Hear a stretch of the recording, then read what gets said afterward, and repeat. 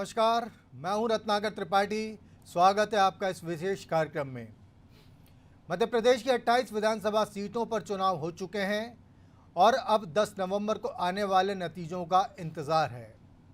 लेकिन इस बीच प्रदेश की सियासत एक नए मसले पर गर्म हो चुकी है और वो धार्मिक माफिया पर की जा रही कार्रवाई को लेकर चल रहा विवाद है। फ्रांस में इस्लाम के पैगंबर मोहम्मद साहब के कार्टून से उठे विवाद को लेकर भोपाल में हुए अघोषित प्रदर्शन और लव जिहाद के बढ़ते मामलों के बाद CM Shivraj Singh Chouhan action mode में आ गए हैं। भोपाल में हुए प्रदर्शन की अगुवाई करने वाले कांग्रेस विधायक आरिफ मसूद पर शिकंजा कस गया है, तो लव जिहाद को रोकने के लिए कानून बनाने की तैयारी है। आज के कार्यक्रम में हम मजहबी माफिया पर शिकंजे के इसी मसले पर चर्चा करेंगे।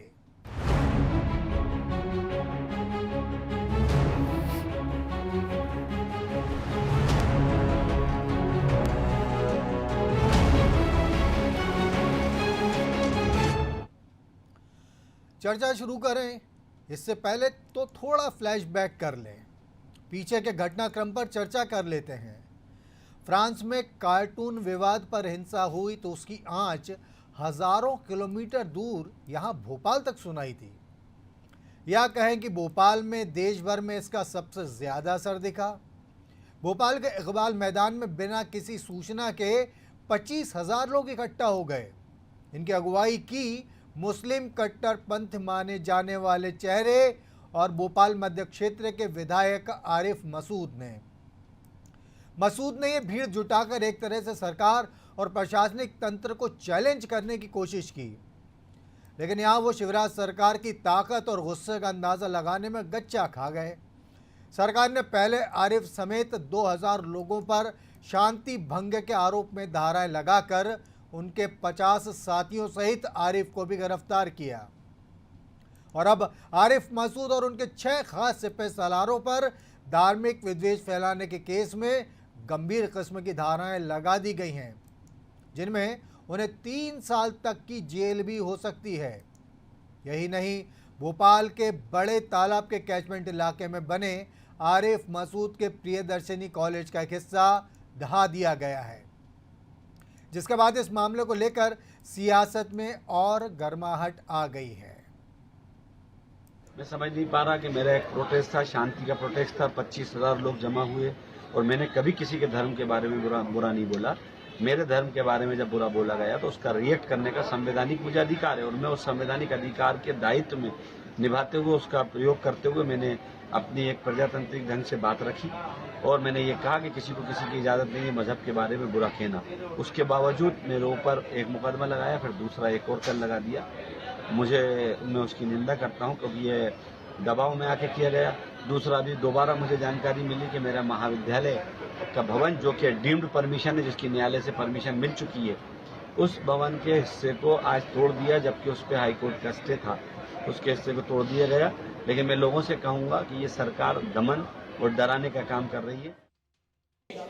बात यह है, भारतीय जनता पार्टी शक्ल देखकर काम करती है। जो स्थानीय विधायक यहाँ के हैं, रामेश्वर शर्मा जी, उन्होंने कितनी सरकारी जमीन पर कब्जा कर रखा है, किसी ने उसकी जांच की है क्या आज तक? या नियमों को तोड़कर यहाँ के माननीय मंत्री जो हैं, उन लोगों ने जो यहाँ पे नियमों को तोड़कर जो काम किया हुआ है, उस पर कार्रवाई क्यों नहीं करते? देखिए, जो भी गलत काम करेगा उसके खिलाफ सरकार कार्रवाई करेगी और जिस तरह से वहाँ अतिक्रमण था उसको हटाने का काम सरकार ने किया है। और इस तरह के जो भी लोग मध्य प्रदेश में है जो गलत काम भी कर रहे हैं और गलत एक्टिविटी में है, उनके खिलाफ सरकार कार्रवाई करेगी। अब राज्य सरकार की कार्रवाई विधायक आरिफ मसूद पर चल रही है, तो आरिफ मसूद और उनके सियासी सफर पर भी चर्चा कर सकते हैं। छात्र राजनीति से चुनावी सियासत तक आरिफ मसूद ने ऊबड़ खाबड़ रास्तों से ही विधायकी तक का सफर तय किया है। वो मौके के मुताबिक निष्ठाएं बदलने में माहिर रहे हैं। स्टूडेंट पॉलिटिक्स के दौर में मसूद ने तत्कालीन कांग्रेस नेता मोहम्मद सलीम से पार्टी पॉलिटिक्स के सबक सीखे। ये काम पूरा होते ही उन्होंने सलीम को अलविदा कहा और तुरंत ही उस समय के कद्दावर कांग्रेस नेता रसूल अहमद सिद्दीकी के खास लोगों में शुमार हो गए। यहाँ से आरिफ का एक नया दौर शुरू हुआ। तत्कालीन कांग्रेस सरकार में मंत्री मुकेश नायक के सहयोग से मसूद ने इंदिरा प्रियदर्शनी कॉलेज शुरू किया। इस तरीके से भोपाल शहर के खानू गांव इलाके में उनकी एक सल्तनत की शुरुआत हुई, पैरेलल सल्तनत। फिर उनके स्कूल का मामला भी जम गया। ये काम होने के बाद मसूद यकायक उस समय के कद्दावर मुस्लिम नेता गुफरान आजम के साथ हो लिए। दोनों के बीच लंबी ट्यूनिंग चली, लेकिन कांग्रेस में मसूद के बढ़ते कद को एक अन्य बड़े मुस्लिम नेता आरिफ अकील ने रोकने का प्रयास किया। बात तब की है जब कांग्रेस नेत्री विभा पटेल भोपाल की महापौर हुआ करती थीं। कहा जाता है कि अकील ने प्रदेश पटेल के साथ मिलकर इस बात की पूरी तैयारी कर दी थी कि मसूद के कॉलेज और स्कूल गिरा दिए जाएं। इसका आधार ये बनाया गया था कि जिस ज़मीन पर एजुकेशनल इंस्टीट्यूट बनाए गए हैं वो बड़े तालाब का कैचमेंट एरिया है, लेकिन गुफरान की सरपरस्ती के चलते मसूद के इंस्टीट्यूट का बाल भी बांका नहीं हो सका। इसके बाद मसूद ने हवा का रुख भांपा और बगैर कोई समय गंवाए समाजवादी पार्टी में चले गए, क्योंकि उनकी नज़र भोपाल की उस मुस्लिम बाहुल्य वाली उत्तर विधानसभा सीट पर थी जहां आरिफ अकील का आज भी एक छत्र साम्राज्य चलता आया है। भोपाल में लिलिट ऑफिस का अस्तित्व अब खत्म हो चुका है, लेकिन यही वो जगह थी जिसने मसूद को नया सियासी अस्तित्व प्रदान किया। यहाँ लगी एक फिल्म गदर में मुस्लिम किरदार को मांग में सिंदूर लगाए दिखाए जाने के खिलाफ मसूद ने हिंसक प्रदर्शन किया। भोपाल के हिंसक घटनाक्रमों में मामला आज भी प्रमुखता से याद किया जाता है।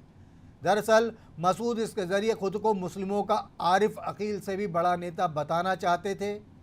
वे कुछ हद तक इसमें सफल भी रहे, लेकिन और मजबूती हासिल करने के लिए उन्हें वापस कांग्रेस में आना था। उस समय के पार्टी के एक वरिष्ठ नेता सुरेश पचौरी ने इस काम के लिए मसूद का रास्ता आसान बनाया। आज मसूद यदि कमलनाथ के करीबी लोगों में गिने जाते हैं तो दिग्विजय सिंह के खेमे में भी उनकी खासी पूछ परख होती है, यानी वह पार्टी की अग्रिम पंक्ति के नेताओं में जगह बना चुके हैं।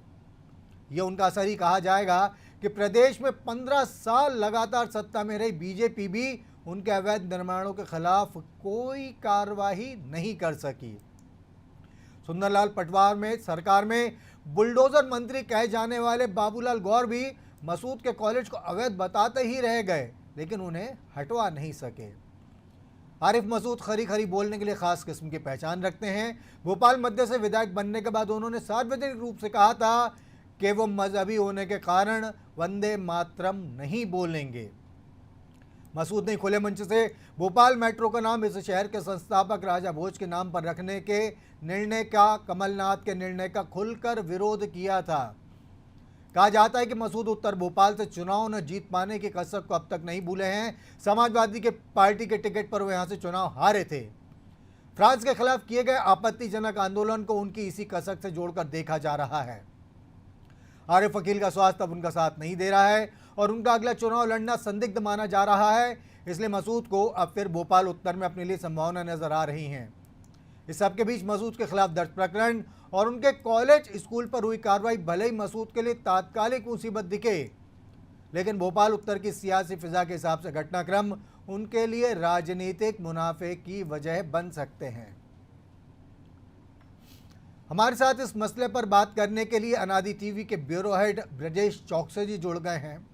ब्रजेश जी, मामला अपराध से लेकर राजनीतिक तक का, मेरा मतलब आपराधिक प्रकरणों से लेकर राजनीतिक तक का, मज़हब से लेकर एक किस्म के अतिक्रमण हटाने वाली कार्रवाई तक का, इन सब के बीच में आरिफ मसूद को सियासी रूप से कितना फ़ायदा या नुकसान होता हुआ आप देख रहे हैं? रत्नाकर जी, आरिफ मसूद मजहबी नेता हैं, जैसा कि आप पैकेज में भी दिखा रहे हैं। मजहब से ही उनकी उदय हुआ है। वो एक दल और एक समाज विशेष के नेता बनना चाहते हैं। यदि हम उनके गदर कांड से देखें तो सबसे पहले उनका राजनीतिक उदय वहीं से हुआ है, तेजी से हुआ है। और तब मध्य प्रदेश में कांग्रेस की दिग्विजय सरकार थी, उनको कांग्रेस से बाहर कर दिया गया था और उन पर कार्रवाई भी की थी, सख्त कार्रवाई हुई थी जब गदर कांड हुआ था। इसके बाद से वो लगातार उत्तर में सरकार उत्तर में जो है भोपाल उत्तर है जो मुस्लिम बहुल क्षेत्र है, वहां से राजनीति के इच्छुक रहे हैं, लेकिन उनके आरिफ अकील के कारण वो उस प्रयास में सफल नहीं हुए। मध्य में उन्होंने राजनीति की शुरुआत की, यहाँ अपनी पैठ बनाने की कोशिश की, क्योंकि वहां उनको कोई गुंजाइश नहीं दिखी उत्तर में। मध्य में यहाँ हिंदू वोटर भी हैं, मुस्लिम वोटर भी हैं, इस कारण उन्होंने पिछले एक चुनाव में हारने के बाद अपनी सर्वमान्य नेता की या दोनों समुदाय में मान्य हो जाए ऐसे नेता की छवि बनाने की कोशिश की, जिसका उनको लाभ भी मिला। लेकिन जैसे ही वो चुनाव जीते, इसके बाद फिर उनका मजहबी और कट्टर जो एक दल के लिए, एक विशेष समाज के लिए जो रूप है वो उभर कर आया है, पिछले हम देख रहे हैं इससे। और इस घटना से उनको नुकसान नहीं होगा, वो जैसी अपनी छवि गढ़ना चाहते हैं रत्नाकर जी, वैसी गढ़ने की दिशा में बढ़ रहे हैं आगे। जी। उन्होंने देखो, जब भी इस तरह की कोई घटना होगी एक समुदाय विशेष की जिससे वो आते हैं, अल्पसंख्यक समुदाय से, उसके हित की बात करते हैं, उस समुदाय की बात करते हैं, उसके फ्रंट में आके खड़े होना चाहते हैं आरिफ मसूद। और ये कोशिश भी उनकी यही थी, उसमें जो सफल रहे हैं। तो राजनीतिक रूप से हम यदि देखें कि उनको कोई नुकसान होगा तो बड़े पर्दे पे नुकसान हो सकता है उन्हें, लेकिन वो जो सोच रहे हैं जिस क्षेत्र में अपना वो कब्जा बनाना, एक सीट पे कब्जा करना चाह रहे हैं एक समुदाय विशेष के आधार, तो उसमें वो सफल होते नजर आ रहे हैं। जी रत्नाकर जी। ब्रजेश जी, जेपी धनोपिया जी वरिष्ठ कांग्रेस नेता, कानूनी मामलों के जानकार और पार्टी के प्रवक्ता हमारे साथ जुड़ गए हैं। धनोपिया जी, स्वागत है आपका इस कार्यक्रम में। जी रत्नाकर जी नमस्कार। नमस्कार। धनोपिया जी, आरिफ मसूद के आज कॉलेज पर जो जेसीबी मशीन कुछ हिस्सों पर चलाई गई, दिग्विजय सिंह जी की हमने प्रतिक्रिया सुनी। उनका कहना है कि भाई भाजपा के ही तमाम लोगों ने, प्रोटेम स्पीकर रामेश्वर शर्मा तक ने ज़मीन पर कब्जा करके रखा है।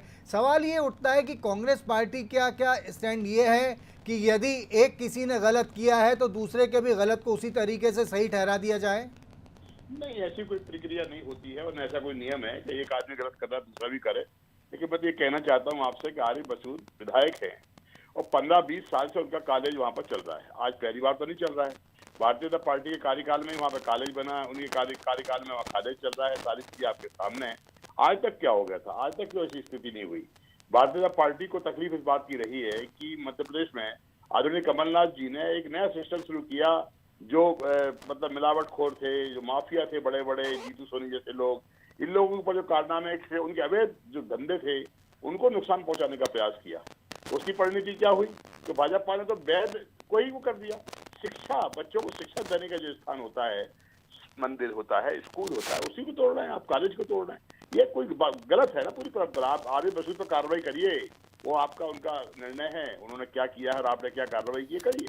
देखिए बस तो शिक्षा मंदिर को तोड़ना अच्छी बात तो नहीं है ना, ये तो बहुत ही गलत तरीका है और इससे तो क्या माना जाए। आप उसको प्रोवोक कर रहे हैं और माहौल को बिगाड़ने का प्रयास कर रहे हैं। वहीं आदरणीय दिग्विजय सिंह जी को सही कहा है कि यही प्रक्रिया अगर आप देखें तो आपके जो प्रोटेम स्पीकर बने हुए हैं आदरणीय रामेश्वर शर्मा, उनके यहाँ जाके देखिए सही आप पत्रकार कॉलोनी में कितने बड़ी जगह पर कितना कब्जा साथ की भूमि पे करके बैठे हुए हैं और सारे के सारे लोग झंडे और वंदावार कर रहे हैं और जय जयकार कर रहे हैं। तो मतलब आप कुछ भी करेंगे तो नहीं होगा, क्योंकि भारतीय जनता पार्टी में तो सब कुछ पवित्र हो जाता है। भारतीय जनता पार्टी के बाहर जो लोग हैं वो बेचारे आप पवित्र होते हैं, उसी में आरिफ मसूद को मान लिया गया है। तो आरिफ मसूद ने व्यक्तिगत तौर पर क्या किया है मैं इसकी चर्चा नहीं कर रहा हूँ, लेकिन आरिफ मसूद के स्कूल कॉलेज को तोड़ा गया है वो निंदनीय कृत्य है, उसकी निंदा करना चाहिए। क्योंकि हाईकोर्ट से उनके पास स्टे है, हाईकोर्ट ने उनके ड्रीम परमिशन मानी हुई है, इसके बाद आप तोड़ रहे हैं तो ये तो गुंडागर्दी दादागिरी श्रेणी।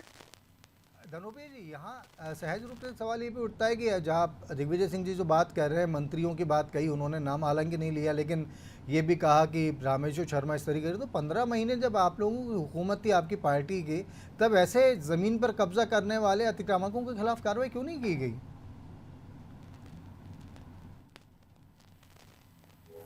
लगता है धनोपिया जी से हमारा संपर्क टूट गया। हम कोशिश करेंगे।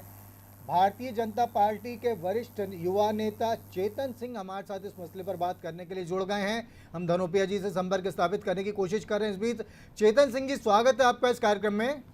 नमस्कार जी, आज की जो कार्रवाई हुई है आरिफ मसूद के शैक्षणिक संस्थानों को लेकर, कांग्रेस का ये कहना है कि आपकी पार्टी के कई जो मंत्री हैं मौजूदा, आपकी पार्टी के जो प्रोटेम स्पीकर है रामेश्वर शर्मा, उन सब ने भी सरकारी ज़मीनों पर कब्जा करके रखा। उनके खिलाफ कार्रवाई करने के बजाय आरिफ मसूद के खिलाफ कार्रवाई कर दी गई, जिनके पास हाई कोर्ट की परमिशन है। क्या कहना चाहेंगे आप इस पर? जिस सरकार ने शुद्ध के खिलाफ युद्ध लड़ा हो, वो सरकार और सरकार के लोग अगर इस तरह की बात करते हैं तो ये मजाक है। इसीलिए तो हम कहते थे कि शुद्ध के खिलाफ जो युद्ध था ये वसूली का एक नौटंकी थी और वसूली होती थी इसके पीछे। नहीं, ये मजाक आपने कैसे देखा चेतन होगा, सिंह जी? चेतन सिंह जी, मुख्य मजाक संघ कैसे में- आप मजाक कह रहे हैं? मजाक कैसे? थोड़ा सा इसको वो करेंगे, थोड़ा सा एलोबरेट करेंगे, मजाक किस तरीके से आप कह रहे हैं? मजाक इसलिए कह रहा हूँ कि जब दिग्विजय सिंह जैसा वरिष्ठ नेता जो सरकार में रिमोट कंट्रोल के काम करते थे, अगर उनको पता था कि भारतीय जनता पार्टी के पूर्व मंत्री या विधायकों ने इस प्रकार के सरकारी जमीनों पर किए, तो 16 महीने क्यों हाथ में चूड़ियां पहन करके बैठे थे आप? या आप पर किसी का दबाव था? ये बताए ना। या फिर आपकी सरकार ने शुद्ध के खिलाफ जो युद्ध चलाया था, ये सब एक फर्जी वाड़ा था, फर्जी नाटक था, नौटंकी थी, पैसा वसूली करने का अड्डा चला था आपको। आप इनसे पूछिए ना, जेपी क्यों नहीं धनोपिया पूछते? जेपी धनोपिया जी, कांग्रेस के नेता हमारे साथ फोन लाइन पर जुड़े हुए हैं। धनोपिया जी, आपने चेतन सिंह जी की बात सुनी और सवाल ये वाकई उठता है कि यदि वो अतिक्रमण थे इस तरीके से जो आपने के दिग्विजय सिंह जी कह रहे हैं, आप भी कह रहे हैं, तो 15 महीने की सरकार के दौरान उनके खिलाफ कोई कार्रवाई क्यों नहीं की गई? 15 साल में इन्होंने आरिफ मसूद के खिलाफ कार्रवाई क्यों नहीं की? अब ये बात तो चेतन सिंह जी बता पाएंगे। चेतन सिंह जी, 15 साल का तो वाकई पीरियड बहुत लंबा होता है। हाँ। तो क्या वजह रही कि 15 साल आपकी पार्टी, भाई बाबूलाल गौर तो कई बार इस बात को कह चुके थे कि अवैध निर्माण है, तोड़वा देंगे, का सारे निर्माण तोड़वा दिए बाबूलाल गौर ने, लेकिन आरिफ मसूद वाले ही रह गया। तो दबाव का तो सवाल फिर आपसे भी पूछा जा सकता है कि किस किस्म का दबाव था?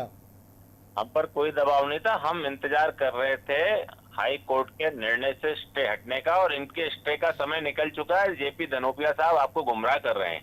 अरे अगर हाई कोर्ट का निर्णय होगा, हाई कोर्ट का स्टे होगा, तो कोई सरकार की ताकत है जो इग्नोर करके तोड़ दे? आप मुझे बताइए ना। जी। अगर हाई कोर्ट और सुप्रीम कोर्ट के ऑर्डर को भी अगर सरकारें नहीं मानेंगी तो आगे देश चलेगा कैसे ये भाई? बात तो पॉइंट ये में तो धनो- आपका चाल जी, जी, चरित्र धनो- चेहरा है कि भगवान श्री राम के मंदिर पे सीबीआई का निर्णय आता है तो गाहे बगाहे आपके नेता उस पर उंगली उठाते हैं। जब देश की सेनाएं सर्जिकल स्ट्राइक दुश्मनों को ठोक करके आती तो आप निर्णय पर उंगली उठाते हैं। जब देश में कातिलाना कायर हमला पाकिस्तान करवाता है तब आपके तो मोदी जी ने मरवा दिया। तो जबकि उन्हीं के पार्लियामेंट के मंत्री और सांसद किस प्रकार की अभी 3 दिन का पहले वाकया हम सब देख रहे हैं। इस देश को क्या बताना चाहते हो? कितना झुकोगे? बोर्ड की राजनीति में कांग्रेस कितना नीचे गिरेगी, कितना नीचे धनोपिया गिरेगी? जी, कुछ अभी मैं कहना- मेरे मित्र को सुन रहा था, क्या बड़े तालाब में शिक्षा का संस्थान खुल जाए, बाकी भोपाल शहर में जमीन नहीं बची है?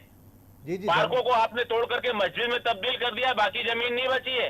हम किसी भी धर्म संप्रदाय के खिलाफ नहीं है, लेकिन अगर आप नदी, नाले, तालाब, अगर पार्कों को तोड़ करके, मरोड़ करके अगर उस पर कब्जे करके अवैध काम करोगे तो सरकार में हम जब भी रहेंगे, समाज में जहां भी रहेंगे, इस बात का पुरजोर विरोध करेंगे। जी जी धनोपिया जी, कुछ कहना चाह रहे हैं आप इस मामले में? जब भी सरकार में रहेंगे हम ऐसे ही लोगों में भ्रष्टाचार फैलाते रहेंगे, लोगों को गुमराह करते रहेंगे। हमारे लोग जो चाहे करेंगे, हम कुछ नहीं बोलेंगे। और ऐसे मौकों पर, जबकि बिहार का चुनाव है, पश्चिम बंगाल का चुनाव है, देश में सांप्रदायिकता को फैलाना है, हम अपने एजेंडा को आगे बढ़ाएंगे। इनके प्रमुख भोपाल शहर में आज बैठे हैं, उनके सामने दिखाना चाहते हैं, कभी लव जिहाद दिखाना चाहते हैं तो कभी ये सब दिखाना चाहते हैं। ये सब आप समझते हैं लेकिन कि धनोपिया जी, लव जिहाद पर तो सरकार कानूनी प्रक्रिया के हिसाब से चल रही है, उसे अधिकार है कानून बनाने का अपने यहाँ। लेकिन जिस तरह चर्चाएं होती है, जिस तरह का माहौल होता है, उसकी बात कर रहा हूँ। अर्नब गोस्वामी को लेकर जिस तरह का भारतीय जनता पार्टी दहाड़ा मार मार के बिलख रही है, विषय पर आओ धनोपिया जी, विषय पर। कहना चाहता हूँ कि भारतीय जनता पार्टी का दौरा चल रहा है। कभी कभी किसी तरह का दिखावा करते हैं और कभी स्थिति ये बनती है, वो कहते हैं हम जब सत्ता में आएंगे। 15 साल सत्ता में रहे, क्या किया? इस प्रदेश को भ्रष्टाचार में नंबर 1 बनाया, बलात्कार में नंबर 1 बनाया। पूछिए भाई, इनसे पूछिए 15 महीने में क्या किया इन्होंने? दिया, डंपर दिया, कुपोषण दिया, क्या क्या नहीं दिया आप लोगों ने? धनोपिया जी, आप जो चीजें कह रहे हैं, बदनाम करके छोड़ दिया सत्ता में जब आप आए, धनोपिया और जी, इस देश के ऊपर, इस मध्य प्रदेश के ऊपर इसका कर्जा करवा दिया। आज कर्जे में डूबा हुआ मध्य प्रदेश में तनख्वाह बांटने को पैसे नहीं है। टीचर को तनख्वाह मिल पा रही है ना, स्टाफ के लोगों को मिल पा रही है। ये हालात है। ये जब सत्ता में आएंगे तो बर्बाद करेंगे, ये इन्होंने खुद के स्वीकार किया है। लेकिन धनोपिया जी, एक बात यहाँ स्वाभाविक रूप से उठती है कि जो आप चीजें तमाम कह रहे हैं, भूखमरी, गरीबी, कर्ज, समस्याएं, अपराध, ये सब करके बावजूद इसके इस प्रदेश की जनता ने लगातार 3 बार भाजपा को बहुमत दिया और चौथी बार भी आपकी पार्टी को स्पष्ट बहुमत नहीं दिया था। नहीं साहब, ऐसा नहीं है। स्पष्ट बहुमत होता है, उनको ज्यादा बहुमत देने को स्पष्ट बहुमत ही कहा जाता है। इसमें बहुमत नहीं होता है। अब जब वोटों से इनको सरकार ने भी नोटक सरकार बना ली थी, जिससे इनके चेहरे को जनता ने भांप लिया, पहचान लिया, उजागर हो गया है। और अब बाकी उसका सर्टिफिकेट 10 तारीख को मिल जाएगा। जी जी जी। अच्छा चेतन सिंह जी, एक यहाँ एक सवाल तो आपसे भी बनता है। आपने कहा कि हम हाई कोर्ट का स्टे वैकेट होने का इंतजार कर रहे थे बहुत ही कार्रवाई की, तो सवाल ये उठता है कि यदि वो अतिक्रमण है, सवाल ये उठता है कि आप जो कह रहे हैं गलत है, तो फिर वहाँ के कुछ हिस्से ढहाकर ये कार्रवाई क्यों पूरी कर दी गई? क्यों नहीं हुआ कि पूरा वहाँ पर पूरा का पूरा डेमोलिश किया जाता उस अवैध अतिक्रमण अवैध निर्माण को? देखिए अभी अभी उसमें अंडर प्रोसेस है, बाकी सब चीजों के भी कागजों की कार्रवाई कलेक्टर मदद कर रहे हैं, और जिस प्रकार से कानून व्यवस्था को दता बताने का काम किया और ऐसे विधायक का समर्थन कांग्रेस कर रही है, ये कांग्रेस का सच्चरित्र चेहरा इस बात को दर्शाता है कि इस प्रदेश में कांग्रेस शांति नहीं चाहती, इस प्रदेश में अशांति का माहौल लाना चाहती है। मेरा मित्र लव जिहाद की बात करता है, अरे भैया तुम जाकर के बढ़िया गठबंधन कर लो, तुमको किसने रोका है? अब तो सुप्रीम कोर्ट हाई कोर्ट ने कह दिया ना कि शादी के लिए अगर धर्म का परिवर्तन है तो उसकी अनुमति कतई नहीं दी जाएगी, और इसको लेकर के केंद्र सरकार राज्य सरकार ये दोनों कानून बनाने के लिए स्वतंत्र और निष्पक्ष है। मेरे मित्र कह रहे हैं कि हम सरकार में आए तो हमारे पास तनख्वाह बांटने को नहीं था। जब तुम्हारे पास तनख्वाह बांटने को नहीं था तो किसानों की कर्ज माफी की झूठी घोषणा आपने क्यों की? पूछिए ना आप इनसे, क्यों झूठी घोषणाएं की? जी धनोपी जी का जवाब आ जाने दीजिए। जी को मैंने कहा भारतीय जनता पार्टी में पैसे नहीं है, 10-10 हजार करोड़ रुपए का कर्जा लेके बैठे फिर भी तनख्वाह नहीं बांट पा रहे हैं। मैं आपकी बात कर रहा हूँ कि आप लोग उदाहरण लोग घी पीने की बात करते हो ना कि हम ऐसा करेंगे वैसा करेंगे, ये आपका चेहरा उजागर हो रहा है। कर्जे में डूबे हुए हो, 2,01,000 करोड़ का कर्जा हो गया है, फिर भी हालत है कि तनख्वाह नहीं बांट पा रहे हो आप लोग। लेकिन धनुपिया जी, लेकिन धनुपिया जी, सड़क नहीं बनाई है, धनुपिया जी, में डूबे हुए लोग हो आप लोग। सड़क आपने नहीं बनाई है, धनुपिया जी, 24,000 लेकिन करोड़ रुपए का कर्ज लेकर के आपकी सरकार डकार गई, कहाँ पर खर्च किया? आप दो मध्य प्रदेश की जनता को। धनुपिया जी, लेकिन एक चीज तो यहाँ क्या कहा कि हमने नोटों से सरकार बनाई, वोटों से नहीं। टोटल वोट विधानसभा में भी भारतीय जनता पार्टी को ज्यादा मिले थे। धनोपिया साहब कैसी वकालत करते हो आप? आपको पता ही नहीं है। देखिए वकालत पे न जाए, राजनीति पर तो रहें। तुम्हारा चेहरा पहले से उजागर है, क्या उजागर होना है? क्या बचा है? अभी भी कोई उजागर होना बाकी है क्या? अरे भैया अब पछताए हो क्या जब चिड़िया चुग गई खेत? कहा तो अब पछताए हो क्या जब चिड़िया चुग गई खेत, कुछ नहीं बचा। वेंटिलेटर की सरकार थी, वेंटिलेटर हटा दिया, सरकार निपट गई। जी जी बिल्कुल निपट गई भाजपा की सरकार। हनी और मनी में लिप्त सरकार थी, हनी चाटते रहे, मनी बटोरते रहे, इतना ही काम था कांग्रेस के पास। मनी भी आपकी भैया, सब हनी और मनी की सरकार चलिए, थी। मुझे लगता है हनी कि कौन ले बहुत गया, मनी कहाँ है, सारा मध्य प्रदेश जानता मुझे है। लगता है कि मुझे चेतन सिंह जी धनुपिया जी कुछ कहना चाह रहे हैं, 1 मिनट हम सुन लेते हैं। धनुपिया जी आप कृपया जारी रखें अपनी बात। ये भाजपा के लोगों को तर्क नहीं आता, उसको तर्क करने लगते हैं। नहीं, आप अपने तर्क रखिए, आप अपना तर्क रखिए। पूरा प्रदेश जानता है किन लोगों के चेहरे उजागर हो रहे थे और किन लोगों की स्थिति बनी हुई थी। जो इंदौर में जीतू सोनी था उसके पास किस किसके कारनामे चल रहे थे, कौन कौन लोग इन्वॉल्व थे। नहीं, लेकिन फिर तो अश्विनी शर्मा का भी जिक्र आ सकता है ना धनुपिया जी, फिर तो अश्विनी शर्मा का भी जिक्र आ सकता है। तो अश्विनी शर्मा भी इन्हीं का दोस्त है, इन्हीं के गोदी में बैठा हुआ है। जी जी, भारतीय जनता पार्टी का मित्र है वो। और जो कमलनाथ जी के ओएसडी के जो छापेमारी हुई थी उसके कांग्रेस से कोई कांग्रेस उसने कहा ना भाजपा का कार्यकर्ता हूँ, भाजपा का मेरे पास वो है। कमलनाथ जी के ओएसडी के अभी तो जो छापामार कार्रवाई हुई थी, तो ओएसडी का कुछ नहीं मिला था, ओएसडी ने हाईकोर्ट में केस लगा दिया था, सरकार भागती फिरी थी। जी कुछ जी नहीं मिला था ओएसडी के यहाँ पर। ओएसडी ने हाईकोर्ट में केस लगाया था, अपनी सरकार हिल गई थी, सब भागते रह रहे थे। जी जी। चलिए जेपी धनोपिया जी, चेतन सिंह जी, आप साहिबान हमसे बातचीत करने के लिए, समय देने के लिए बहुत बहुत धन्यवाद। तो सुना आपने कांग्रेस की तरफ से एडवोकेट जेपी धनोपिया और भाजपा की तरफ से चेतन सिंह, दोनों का ही आरिफ मसूद के मामले में ये कहना है। बीजेपी ने कहा कि स्टे वैकेट होने का वेट कर रहे थे, वो होते ही कार्रवाई की गई है, जबकि कांग्रेस ने साफ ही सवाल उठाया कि जब 15 साल पहले आपकी हुकूमत थी तो आपने इस दिशा में कोई कदम क्यों नहीं उठाया। फिलहाल सबसे बड़ा मध्य प्रदेश में जो राजनीतिक अस्त्र बन गया है, जो दो मेजर पॉलिटिकल पार्टीज हैं बीजेपी और कांग्रेस, उनके लिए 15 साल 15 महीने। अगर आप एक के विरुद्ध कोई बात कहता है दूसरा दल, मान लीजिए कांग्रेस ने कोई बात कही तो बीजेपी कहेगी आप 15 महीने का हिसाब दे दो, बीजेपी ने अगर कोई बात कही तो कांग्रेस उनसे कहेगी आप 15 साल का हिसाब दे दो। ये 15 महीने 15 साल का हिसाब आज की तारीख में तो कम से कम दोनों दलों के लिए इतनी तगड़ी शील्ड बने हुए हैं जिनके आगे निकल पाना, इनसे कोई तथ्य एक दूसरे के खिलाफ इस्तेमाल कर पाना इन दलों के लिए बड़ा कठिन हो गया है। खैर, आने वाले समय में मुद्दा डाइल्यूट होगा, नए नए इश्यूज सामने आएंगे, उन सारी चीज़ों से और उनके पीछे छिपे सच से हम आपको लगातार अवगत करवाते रहेंगे। अब दीजिए अनादि टीवी की ये प्रस्तुति खत्म करने की इजाज़त। आपसे फिर मुलाकात होगी, तब तक के लिए नमस्कार।